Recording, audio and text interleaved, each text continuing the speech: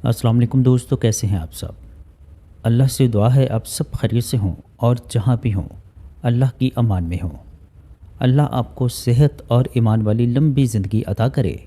दोस्तों, स्टोरी सुनने से पहले आयतल कुर्सी और सूरह नास का हिसार लाजमी कर लें ताकि आप उन आफात व बलियात से महफूज रह सकें। हेडफोन लगा लें और कमरे की लाइट्स ऑफ कर दें ताकि आप स्टोरी को बेहतर तरीके से एंजॉय कर सकें। दोस्तों, आप सबसे रिक्वेस्ट है कि मेरे इस चैनल को सब्सक्राइब करें और बेल नोटिफिकेशन को ऑन कर दें ताकि हमारी आने वाली हर वीडियो का नोटिफिकेशन आप तक बआसानी पहुंच सके। बहुत शुक्रिया दोस्तों, बढ़ते हैं आज की स्टोरीज़ की जानिब।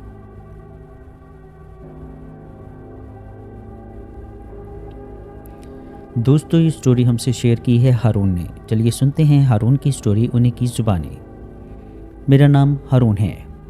मैंने अपनी ज़िंदगी का ज़्यादातर हिस्सा सड़कों पर गुजारा है। मैं एक आम सा ट्रक ड्राइवर हूँ। मैंने मुल्क के तकरीबन हर बड़े शहर के रास्ते देखे हैं।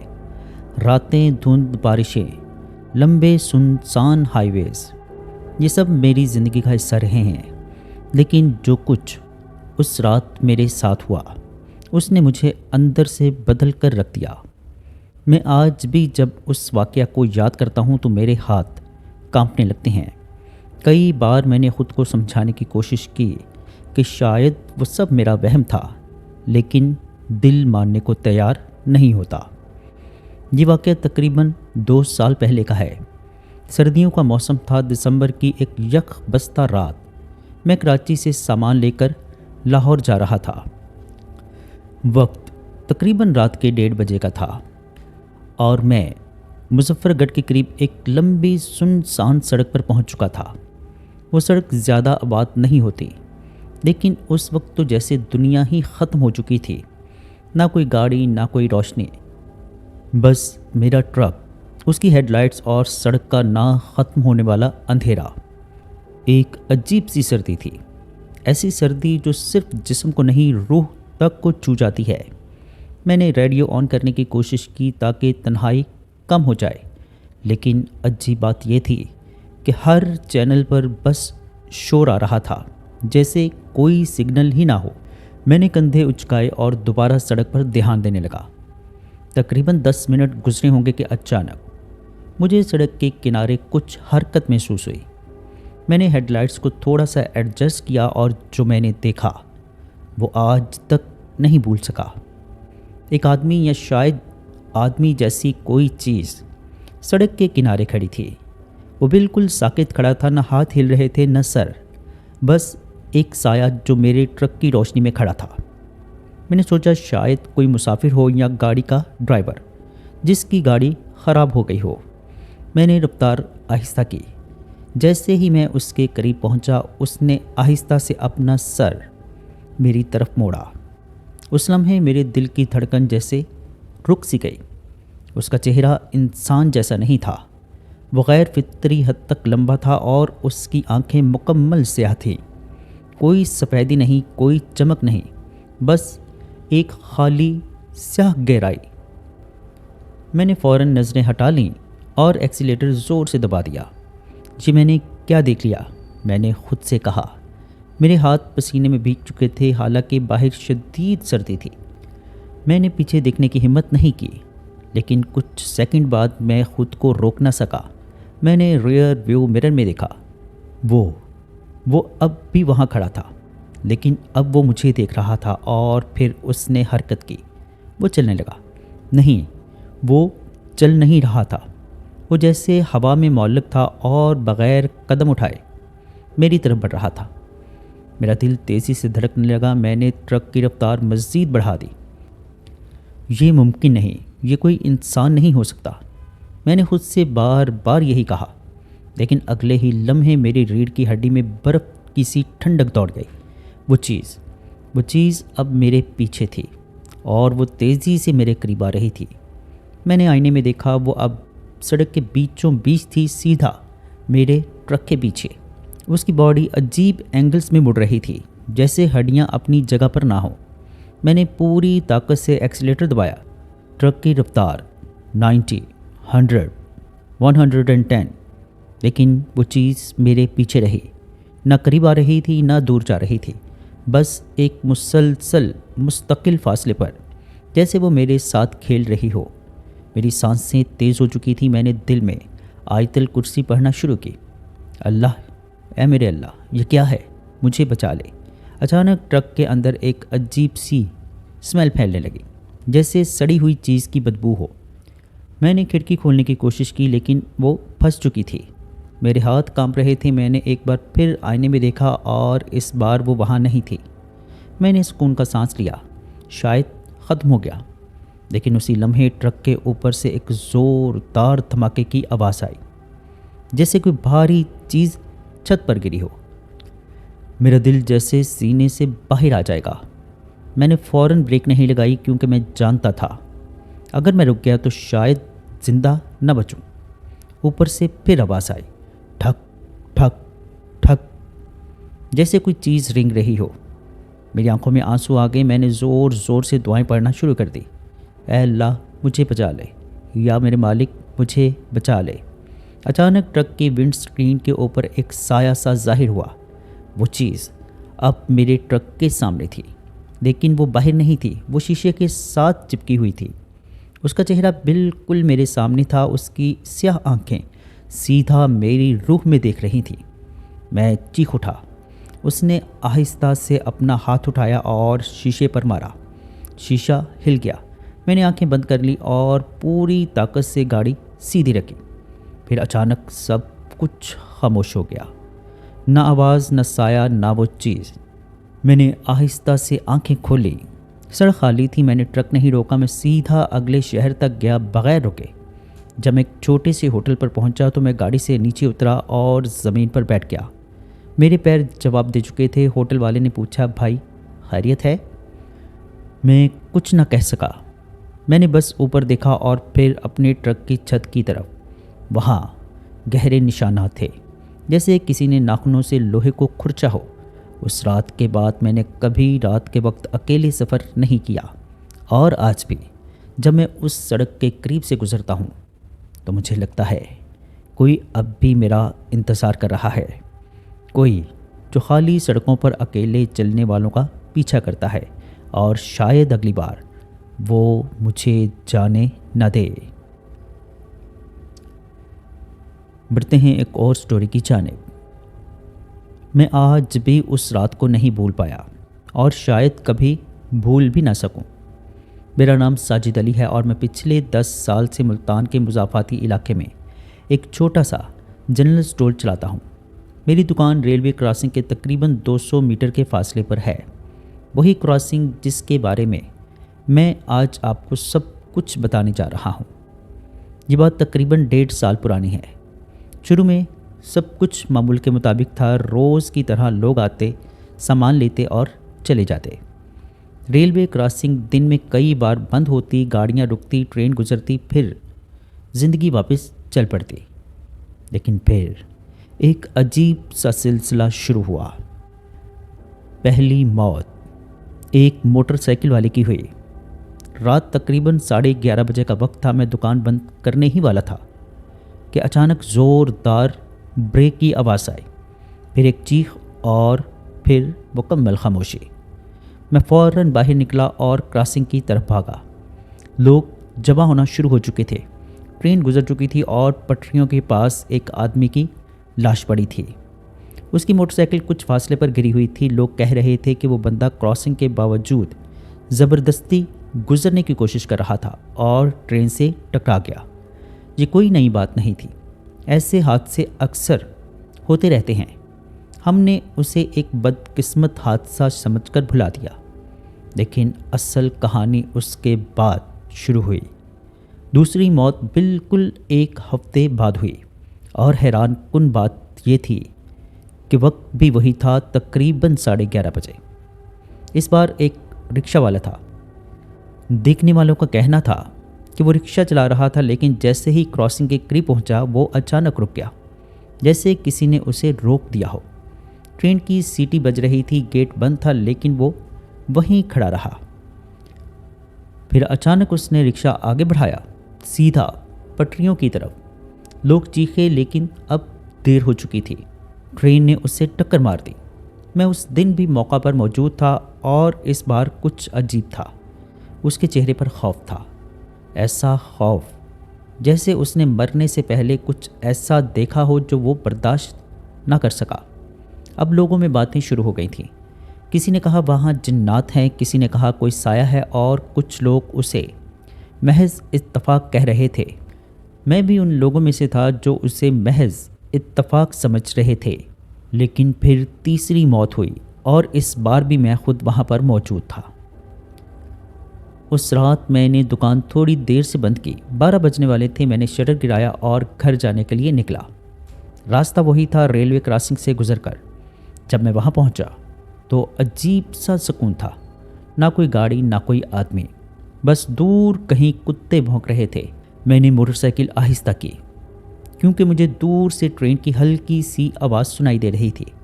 میں رک گیا۔ گیٹ ابھی کھلا تھا لیکن میں نے احتیاطاً انتظار کرنے کا سوچا۔ اسی دوران میری نظر پٹریوں کے پاس کھڑے ایک شخص پر پڑی۔ وہ سفید کپڑوں میں ملبوس تھا۔ پہلے تو مجھے لگا کوئی عام آدمی ہوگا، لیکن پھر کچھ عجیب محسوس ہوا۔ وہ بالکل ساکت کھڑا تھا، نہ ہل رہا تھا نہ ادھر ادھر دیکھ رہا تھا، بس پٹریوں کی طرف منہ کیے کھڑا تھا۔ میں نے اسے آواز دی، بھائی صاحب ٹرین آ رہی ہے۔ کوئی جواب نہیں آیا۔ میں نے دوبارہ پکارا لیکن وہ ویسے ہی کھڑا رہا۔ میرا دل اب بے چین ہونے لگا۔ ٹرین کی آواز اب تیز ہو رہی تھی۔ میں نے موٹر سائیکل سائڈ پر کھڑی کی اور اس کی طرف بڑھنے لگا۔ جیسے ہی میں اس کے قریب پہنچا، اس نے آہستہ سے اپنا سر میری طرف موڑا۔ اسے دیکھ کر میری سانس رک گئی۔ اس کا چہرہ غیر معمولی طور پر پیلا تھا اور اس کی آنکھیں ایسی خالی جیسے اندر کچھ ہو ہی نہ۔ میں نے گھبرا کر ایک قدم پیچھے لیا۔ آپ ٹھیک ہیں؟ میں نے اس سے پوچھا۔ وہ خاموش رہا، پھر اچانک اس نے اپنا ہاتھ اٹھایا اور پٹریوں کی طرف اشارہ کیا۔ میں نے اس سمت دیکھا اور اسی لمحے ٹرین کی تیز روشنی ہماری طرف آ رہی تھی۔ میں نے فوراً اس کی طرف دیکھا لیکن وہ غائب تھا، بالکل اچانک، جیسے کبھی وہاں پر وہ تھا ہی نہیں۔ میرے جسم میں سنسنی دوڑ گئی۔ میں نے پیچھے ہٹنا چاہا لیکن میرے پاؤں جیسے زمین میں گڑ گئے تھے۔ اسی لمحے ایک زوردار چیخ سنائی دی۔ میں نے چونک کر دیکھا۔ ایک نوجوان لڑکا پٹریوں کے بیچوں بیچ کھڑا تھا۔ وہ وہی لڑکا تھا جو کچھ دیر پہلے میرے پاس سے گزرا تھا۔ وہ چیخ رہا تھا لیکن ہل نہیں رہا تھا۔ میں نے دوڑ کر اسے پکڑنے کی کوشش کی لیکن جیسے ہی میں اس کے قریب پہنچا، ٹرین آ گئی اور سب کچھ ختم ہو گیا۔ میں زمین پر بیٹھ گیا۔ میری سانس رک گئی تھی۔ میں نے اپنی آنکھوں سے دیکھا تھا، وہ آدمی جو مجھے نظر آیا تھا وہی اس لڑکے کو پٹریوں کی طرف لے گیا تھا، یا شاید میں پاگل ہو رہا تھا۔ اس واقعے کے بعد میں کئی دن تک دکان نہیں کھول سکا۔ میں بیمار ہو گیا۔ پھر میں نے تحقیق شروع کی، پرانے لوگوں سے بات کی، ریلوے کے عملے سے پوچھا اور جو کچھ مجھے پتہ چلا اس نے میری روح کو ہلا دیا۔ تقریباً 20 سال پہلے اسی کراسنگ پر ایک فیملی حادثے کا شکار ہوئی تھی۔ ایک باپ، ماں اور ان کا بیٹا۔ وہ لوگ کار میں تھے۔ کہا جاتا ہے کہ کراسنگ کھلی تھی لیکن جیسے ہی وہ لوگ پٹریوں پر پہنچے گاڑی بند ہو گئی۔ انہوں نے باہر نکلنے کی کوشش کی لیکن دروازے نہیں کھلے۔ ٹرین آ رہی تھی، لوگ چیخ رہے تھے لیکن کوئی کچھ نہ کر سکا۔ ٹرین نے گاڑی کو ٹکر ماری اور سب وہیں ختم ہو گیا۔ اس کے بعد لوگوں نے دعویٰ کیا کہ انہیں وہاں ایک سفید کپڑوں والا آدمی دکھائی دیتا ہے جو لوگوں کو پٹریوں کی طرف بلاتا ہے یا ان کے سامنے آ کر انہیں الجھا دیتا ہے اور پھر وہ لوگ مر جاتے ہیں۔ میں نے یہ سب سن کر فیصلہ کیا کہ میں رات کو وہاں سے کبھی نہیں جاؤں گا، لیکن قسمت کو کچھ اور ہی منظور تھا۔ ایک رات مجھے مجبوراً دیر ہو گئی۔ جب میں کراسنگ کے قریب پہنچا میرا دل زور زور سے دھڑک رہا تھا۔ میں نے نظریں نیچی رکھی اور تیزی سے گزرنے کی کوشش کی، لیکن پھر میرے کانوں میں ایک آواز گونجی، ساجد۔ وہ آواز سن کر میں رک گیا۔ یہ میری آواز تھی۔ میں نے آہستہ سے سر اٹھایا اور وہاں وہی آدمی کھڑا تھا، سفید کپڑوں میں۔ اس بار وہ مسکرا رہا تھا اور اس کی آنکھیں سیدھا میری طرف دیکھ رہی تھی۔ میں نے فوراً موٹر سائیکل موڑی اور وہاں سے بھاگ گیا۔ میں نے پیچھے مڑ کر نہیں دیکھا۔ لیکن آج بھی جب رات ہوتی ہے اور دور سے ٹرین کی آواز آتی ہے، مجھے لگتا ہے وہ اب بھی وہاں ہے، کسی اگلے شکار کے انتظار میں۔ بڑھتے ہیں ایک اور سٹوری کی جانب۔ یہ سٹوری ہم سے شیئر کی ہے احمد رضوی نے۔ چلیے سنتے ہیں احمد رضوی کی سٹوری انہیں کی زبانیں۔ میرا نام احمد رضوی ہے۔ میں آج بھی رات کو سوتے وقت لائٹس بند نہیں کر پاتا۔ یہ واقعہ تقریباً 2 سال پہلے کا ہے، جب میں لاہور کے علاقے DHA فیز 6 میں ایک کرائے کے گھر میں رہتا تھا۔ میں ایک سافٹ ویئر انجینئر ہوں اور گھر سے کام کرتا ہوں، اس لیے مجھے ایک پرسکون جگہ چاہیے تھی۔ وہ علاقہ ویسے بھی کافی محفوظ اور خاموش سمجھا جاتا ہے۔ میرے گھر کے سامنے ایک بہت بڑا پرانا سا بنگلہ تھا، جس کے بارے میں پورے بلاک میں عجیب عجیب باتیں مشہور تھیں۔ شروع میں نے ان سب باتوں کو سنجیدہ نہیں لیا، لیکن پھر ایک فیملی وہاں شفٹ ہوئی۔ وہ دن آج بھی مجھے یاد ہے۔ دوپہر کے قریب ایک بڑی سی گاڑی آ کر بنگلے کے باہر رکی۔ اس میں سے ایک مرد، اس کی بیوی اور 2 بچے نکلے۔ مرد کی عمر تقریباً 45 سال ہوگی۔ اس کی آنکھوں میں عجیب سی تھکن تھی، جیسے وہ کسی بڑی مصیبت سے بھاگ کر یہاں آیا ہو۔ اس کا نام فہد تھا۔ میں نے خود جا کر ان کا استقبال کیا، کیونکہ میں اس بلاک میں نیا نہیں تھا اور یہاں لوگ ایک دوسرے کو جانتے تھے۔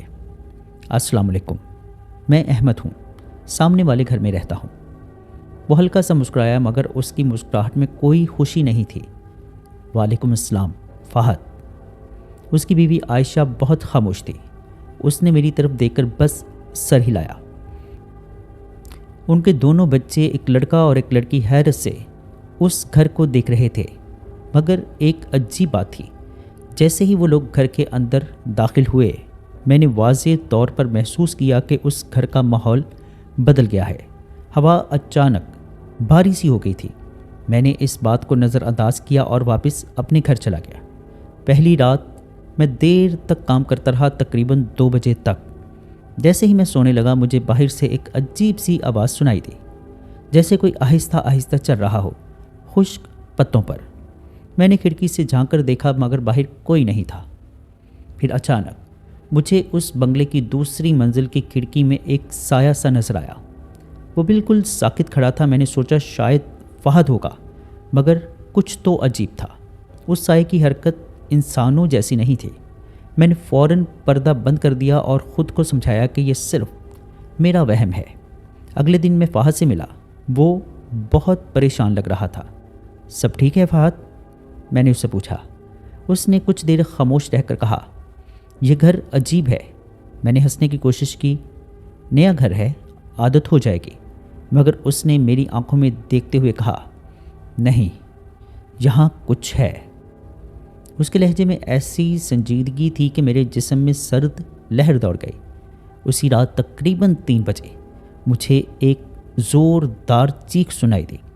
یہ آواز اسی بنگلے سے آ رہی تھی۔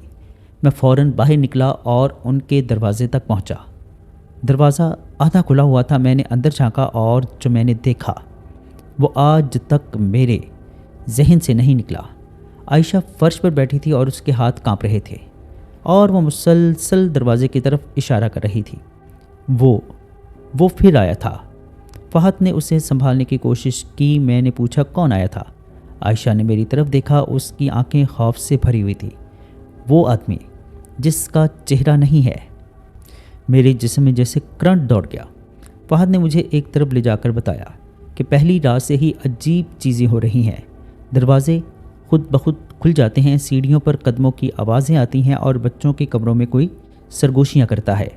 لیکن سب سے خوفناک بات ان کے بیٹے علی نے بتایا کہ ایک انکل ہر رات ان کے کمرے میں آتے ہیں اور وہ کہتے ہیں کہ یہ گھر ہمارا ہے، تم یہاں سے چلے جاؤ۔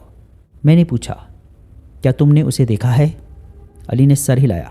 ہاں، مگر اس کا چہرہ نہیں ہوتا، بس سیاہ سا دھواں۔ میں نے فہد کو مشورہ دیا کہ وہ کسی عالم یا مولوی صاحب سے رجوع کریں۔ اگلے دن وہ ایک بزرگ کو لے کر گھر آئے۔ انہوں نے پورے گھر میں قرآن کی تلاوت کی اور کچھ خاص جگہوں پر رک کر دیر تک کچھ پڑھتے رہے۔ پھر انہوں نے فہد سے کہا، یہ جگہ خالی نہیں ہے، یہاں کچھ پرانا ہے اور یہ تمہیں یہاں رہنے نہیں دے گا۔ فہد نے پوچھا ہم کیا کریں؟ بزرگ نے جواب دیا اگر رہنا ہے تو بہت مضبوط ایمان کے ساتھ رہنا ہوگا، ورنہ یہ جگہ چھوڑ دو۔ مگر فہد نے گھر چھوڑنے سے انکار کر دیا۔ وہ کہتا تھا کہ اس نے اپنی ساری جمع پونجی اس گھر پر لگا دی ہے اور شاید یہی اس کی سب سے بڑی غلطی تھی۔ چند دن بعد چیزیں اور خراب ہونے لگیں۔ ایک رات میں نے واضح طور پر دیکھا کہ اس گھر کی چھت پر کوئی چل رہا تھا۔ میں نے غور سے دیکھا، وہ ایک عورت تھی، لمبے بال، سفید کپڑے، اور وہ آہستہ آہستہ چل رہی تھی۔ میں نے فوراً فہد کو فون کیا، کیا تم لوگ چھت پر ہو؟ وہ گھبرا گیا، نہیں، ہم سب نیچے ہیں۔ میں نے دوبارہ اوپر دیکھا، وہ عورت اب ریلنگ کے پاس کھڑی تھی اور سیدھا میری طرف دیکھ رہی تھی۔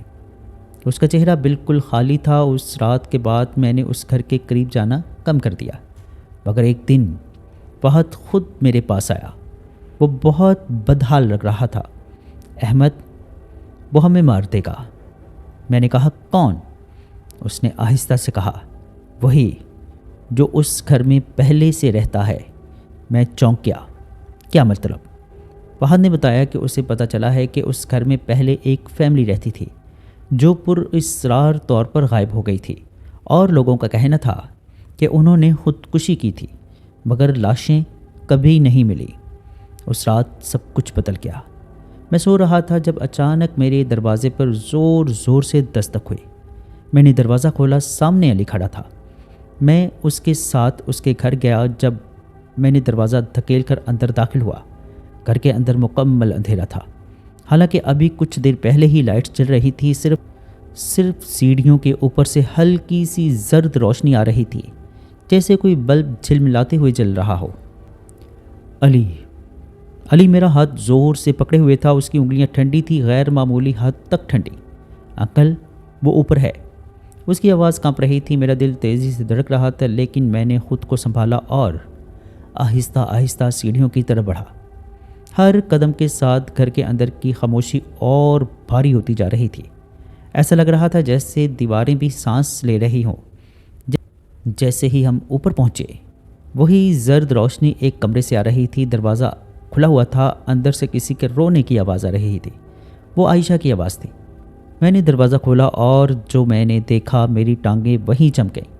عائشہ کمرے کے بیچوں بیچ بیٹھی ہوئی تھی۔ اس کے بال بکھرے ہوئے تھے اور وہ اپنے ہاتھوں سے فرش کو کھودنے کی کوشش کر رہی تھی، جیسے کوئی چیز نکالنا چاہتی ہو، اور اس کے پیچھے وہ کھڑا تھا، وہی سایہ، لیکن اس بار وہ پہلے سے زیادہ واضح تھا۔ ایک لمبا سا وجود جس کا جسم دھوئیں کی طرح لہرا رہا تھا، اور اس کا چہرہ مکمل خالی تھا، نہ آنکھیں، نہ ناک اور نہ منہ، صرف ایک سیاہ خلا۔ میں نے چیخنے کی کوشش کی، مگر آواز نہیں نکلی۔ وہ چیز آہستہ آہستہ عائشہ کے قریب جھکی اور اس کے کان کے پاس کچھ سرگوشی کی۔ عائشہ اچانک رک گئی، پھر اس نے اپنا سر میری طرف موڑا۔ اس کی آنکھیں بالکل سفید تھیں۔ یہ گھر ہمارا ہے، تم سب کو جانا ہوگا۔ یہ آواز عائشہ کی نہیں تھی، یہ کسی اور کی تھی۔ علی زور زور سے رونے لگا۔ میں نے فوراً اسے پیچھے کیا اور زور سے کہا، بس ہمیں یہاں سے نکلنا ہوگا۔ جیسے ہی میں نے یہ کہا، وہ سایہ اچانک میری طرف مڑا اور پہلی بار مجھے لگا کہ وہ مجھے دیکھ رہا ہے۔ کمرے کا درجہ حرارت اچانک گر گیا، میری سانس رکنے لگی اور پھر وہ چیز ایک دم سے میری طرف بڑھی۔ میں نے علی کو پکڑا اور پوری طاقت سے نیچے کی طرف بھاگا۔ پیچھے سے عائشہ کی چیخیں گونج رہی تھیں، مگر وہ چیخیں انسانی نہیں تھیں۔ ہم جیسے ہی نیچے پہنچے، دروازہ خود بخود بند ہو گیا۔ میں نے پوری طاقت سے اسے کھولا اور باہر نکلایا۔ علی میرے ساتھ چمٹا ہوا تھا اور وہ مسلسل ایک ہی بات دہرا رہا تھا، وہ ہمیں نہیں جانے دے گا، وہ ہمیں نہیں جانے دے گا۔ میں نے فوراً پولیس کو کال کی۔ تقریباً آدھے گھنٹے بعد پولیس آ گئی۔ ہم سب واپس گھر کے اندر گئے، لیکن اوپر والا کمرہ خالی تھا۔ بس فرش پر ناخنوں کے گہرے نشانات تھے، جیسے کسی نے زمین کو چیرنے کی کوشش کی ہو۔ صرف ایک چیز ملی، دیوار پر خون سے لکھا تھا ایک جملہ، یہ گھر کبھی خالی نہیں ہوگا۔ جی دوستو، کیسی لگیں آپ کو سٹوریز؟ کمنٹ باکس میں اپنی رائے کا اظہار ضرور کیجیے گا۔ اگر آپ یا آپ کے کسی جاننے والے کے ساتھ کوئی ایسا خوفناک یا ناقابل فراموش واقعہ پیش آیا ہو اور آپ اسے ہمارے ساتھ شیئر کرنا چاہتے ہوں تو نیچے ڈسکرپشن میں موجود میرے واٹس ایپ نمبر پر ہمارے ساتھ شیئر کر سکتے ہیں۔ اپنا اور اپنے گھر والوں کا بہت سا خیال رکھیے گا۔ مجھے اور میرے گھر والوں کو اپنی خصوصی دعاؤں میں یاد رکھیے گا۔ اللہ نے چاہا تو ملتے ہیں کسی اور خوفناک سٹوری میں۔ تب تک کے لیے اللہ حافظ۔